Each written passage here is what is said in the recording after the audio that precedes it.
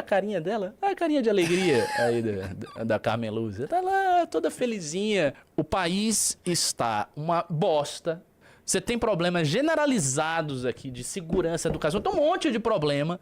A vida das pessoas tá ruim, a desaprovação do governo tá alta. E os caras vão fazer mascote. Pra que fazer mascote? Mascote do quê? Não faça mascote nenhum. E desde que o STF meteu o nariz na política, a opinião das pessoas passou da indiferença, o que não é uma opinião positiva, para a raiva. E os caras vêm fazer pilili e festejo da democracia, e piquenique não sei o quê. Hoje temos o pilili. O pilili, é verdade. Nossa, o pilili. Pô, vamos reagir ao pilili. Depois eu volto à entrevista do Renan. Mas tem um negócio do... Esse pilili.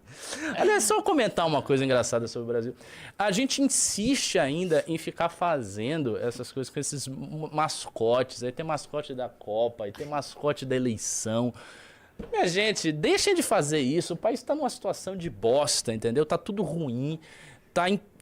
Olha, assim, o que mais tem é você falar mal do Brasil. Esses caras ficam... Olha a carinha dela, a carinha de alegria aí da Carmen Lúcia. Tá lá toda felizinha. Pô, eu ri muito que o pessoa comentou isso. Ele disse, pô, eu queria ser tão feliz quanto a Carmen Lúcia, algum ato do governo. Ela tá feliz ali por causa do pilili.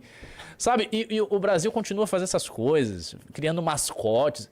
Sinceramente, não é o momento de criar mascote nenhum. Sério mesmo, isso não é o momento de ficar criando mascote. Não crie nada, sabe? Faça uma eleição muito sóbria. A eleição deveria ser sóbria. Não deveria ter essas coisas de mascote. A gente tá num país... Não, sério mesmo. Isso é uma coisa um pouco ridícula, se você for observar. Sim. A gente tá num país, Bruno, castigado.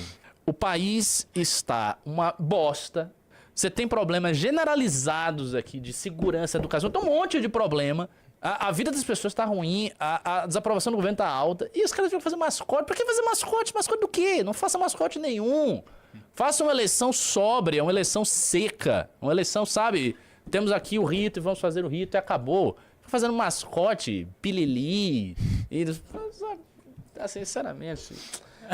Isso é ridículo, isso é ridículo. E se você for olhar, obviamente, os comentários, a galera vai estar satirizando. Eu nem vi os comentários, mas eu aposto que sim. Bota aí os comentários pra eu ver. Deixa eu ver. O Antum. O Pilili te tirou um sorriso. A existência do Pilili é o governo admitindo que adolescentes e jovens adultos têm direito ao voto, são, na verdade, crianças. Faz sentido. Aí outra... Não, mas isso é do Pessoa. Isso eu acho que é o do negócio do Pessoa. Quer ver? Bota aí pra cima. Não, pra cima. Porque eu acho que você tá com RT do Pessoa. Joga aí pra cima. Eu acho que você está... Isso. Não. Joga lá no eixo político. No eixo. No eixo, porque eu quero ver o comentário. Porque aí, naturalmente, o comentário tem mais viés. Pilili. Ó, Cebolinha. Vamos ver o que... Pilili não emite nota. Tem um mascote infantil pra combinar com quem acredita ainda nessa merda. Minha gente, pilili. Pode descer, são comentários aleatórios, a gente não é responsável pelos comentários. Quero apertar... ok, um bolsonarista defendendo aí o Bolsonaro. Que bosta, essa merda de TSE faz um desserviço à nação, proibir até a lei que tira direitos políticos de presos. Bandidos vão votar. Continua. Eleição para crianças... Você percebeu? Isso aí tá, assim... se você for olhar as páginas do STF oficiais, vai estar a mesma coisa. E os outros lugares vai estar a mesma coisa. As pessoas acham isso ridículo. Ninguém acha isso interessante. Professor. Nem a esquerda, nem quem tá lá aplaudindo a coragem do Alexandre de Moraes. Dizendo, pô, Alexandre de Moraes, herói da nação brasileira, você é incrível, você prendeu os fascistas. Tudo. As pessoas também não estão felizes com a eleição, com o pilili. Sabe? Era só não fazer isso. Posso fazer uma pergunta filosófica? Pode, por favor. O Renan, ele falava muito nas lives que o Estado brasileiro tem essa característica de mãe, de ser muito materno, de tratar o eleitor como se fosse uma criança. Tem a ver com isso? Tem a ver, mas isso pode ser uma coisa... Isso pode ser uma coisa até grandiosa, se você fizer do jeito adequado. E não essa coisa patética e ridícula que tá fazendo. Porque, veja, o fato do Estado ser patriarcal ou matriarcal, como seja, e cuidar das pessoas, não é esse um problema. Na Índia, vamos para a Índia. Na Índia existe uma expressão da política hindu que é o Bharata Maa, né? A Índia como a grande mãe. E eu tenho um amigo que ele morou muito tempo na Índia, e ele, enfim, é muito ligado às questões da Índia, já trabalhou em fundações indianas, fundações ligadas ao governo, enfim, ele entende bem do assunto. Ele disse que os indianos se sentem, em relação à Índia, como se fossem filhos de uma mãe. Porque eles têm, inclusive, nos seus ritos a figura das deusas. Então, a deusa Kali, tem algumas figuras divinas que são, mitológicas, que são deusas. E eles sentem um pertencimento à terra indiana como nacionalistas indianos, como pessoas que estão ali, inclusive na política indiana, como filhos de uma mãe. E esse cara, ele fala que existe essa relação. Então, por si só, o Estado ele ser mais, digamos assim, acolhedor e matriarcal com os seus não é um problema. O problema é o Estado ser ridículo. Isso é ridículo, porque, novamente, há uma coisa que me deixa um pouco triste quando eu olho a situação assim, do Brasil em termos psicopolíticos, e essa também é uma resposta de natureza filosófica. O Brasil está na merda, isso é um fato, ele está, todo mundo vê, não tem ninguém que esteja feliz com a situação, ninguém está feliz. E, no entanto, existe um esforço de manter as coisas como se as coisas estivessem de boa. Eu sinto isso na comunicação. E veja, não é só na comunicação do governo, porque o governo, tudo bem, o governo quer transmitir para o eleitor e para a população que as coisas estão ok, porque, claro, isso faz parte da propaganda governamental, ok. Mas não é isso. As instituições, elas têm uma coisa, especialmente o STF, esse tipo de instituição, uma coisa meio, sabe, vamos fazer a comemoração da democracia. Vamos ter o dia da Constituição. E não é só a defesa dessas coisas. Assim, é uma defesa boba. É uma defesa meio... Uma palavra... a palavra não é tosca. É uma coisa que mistura uma afetação e uma hipocrisia. Então você tem uma afetação de como as coisas estão e você tem uma hipocrisia. Porque assim, tá todo mundo roubando, né? Tá todo mundo mancomunado com tudo que não presta, todo mundo corporativista. A Carmen Lúcia tá ali rindo, mas assim, o STF é uma camarilha de corporativistas, porque você tem aí o Alexandre de Moraes com fortes indícios de envolvimento no caso do Banco Master, o Dias Toffoli com fortes indícios de envolvimento do Banco Master, e todo mundo... é o pilili, é o dia da Constituição, é a comemoração do não sei o quê, é o festejo da democracia, é o piquenique da paz, é esse tipo de coisa. Quando o país está uma bosta e quando você tem uma camarilha do STF que não é respeitada pela população, porque boa parte da população não respeita, e me desculpe, a parte de esquerda, porque assim, tem uma parte da população que nem sabe que é o STF. Povão, taca aquele pau. Povão, o negócio é o seguinte, eu conheço o povo porque eu sou do povo e eu conheço bem como é a mentalidade do povo. Pro povo, todo mundo é ladrão.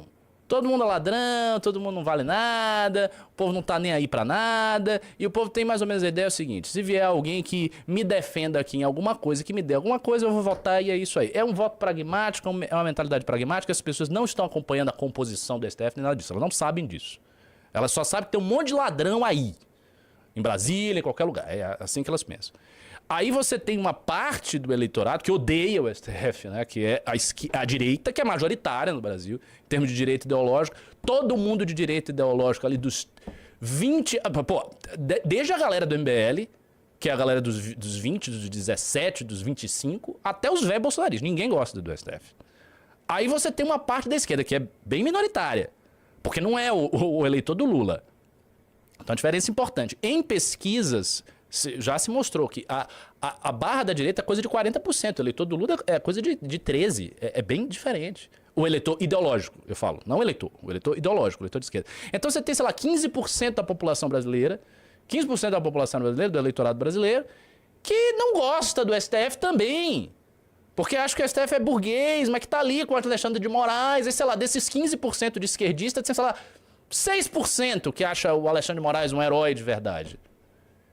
E o STF não percebe a sua completa falência, a completa falência dele enquanto instituição, que representa qualquer coisa. Porque, veja, antes do STF estar invadindo a seara política e estar se metendo na política, ninguém nem sabia direito o que estava acontecendo na Suprema Corte.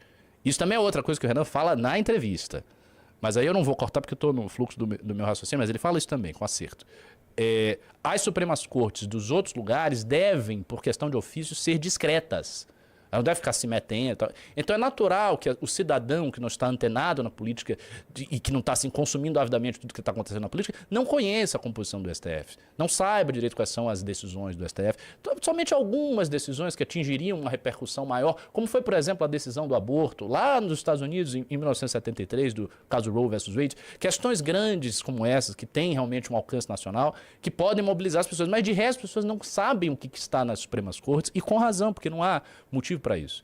Só que o STF começou a meter o nariz na política, e desde que o STF meteu o nariz na política, a opinião das pessoas passou da indiferença, o que não é uma opinião positiva, para a raiva.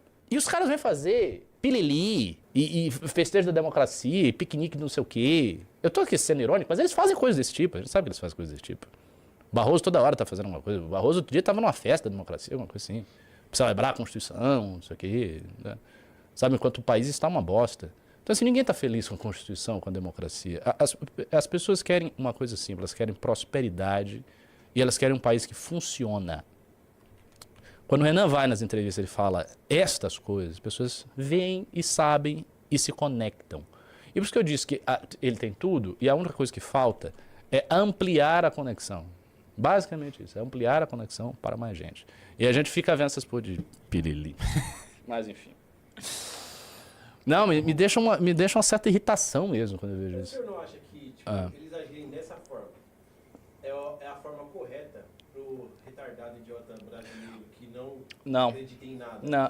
Pra esquecer, não, é só mais um e tá essa merda. Não. Antes de continuar.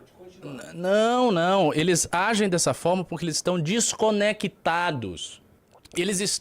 O STF e as elites brasileiras estão desconectadas do Brasil. Este é o problema fundamental. E veja, esse problema se arrasta na história brasileira desde o século XIX. Porque agora eu estou fazendo um trabalho aqui no MBL que consiste em fazer várias revisões. Eu faço várias revisões de textos brasileiros e dou aulas de textos brasileiros, comento textos brasileiros. Enfim, eu estou cercado de textos brasileiros que estão aqui na minha cabeça. E eu vejo esse problema se arrastando. A desconexão da elite está colocada, por exemplo, por Joaquim Nabuco. Está colocada por Alberto Torres. Está colocada pelo último que eu fiz aula aí com o Paulo Prado. Então, a desconexão da elite brasileira é como se fosse um dado natural do nosso país, só que agora ela está assumindo um nível de desconexão e de ridículo e de ausência completa de...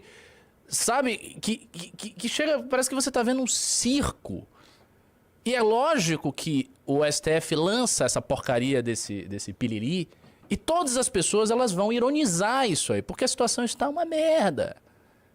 E se ela tá uma merda, pelo menos que os caras tivessem a sobriedade de não ficar fazendo nada. Não faça nada, só faça a eleição ali, sóbria, quieta, na sua e pronto. Mas os caras não conseguem, eles não conseguem. Eles simplesmente estão desconectados.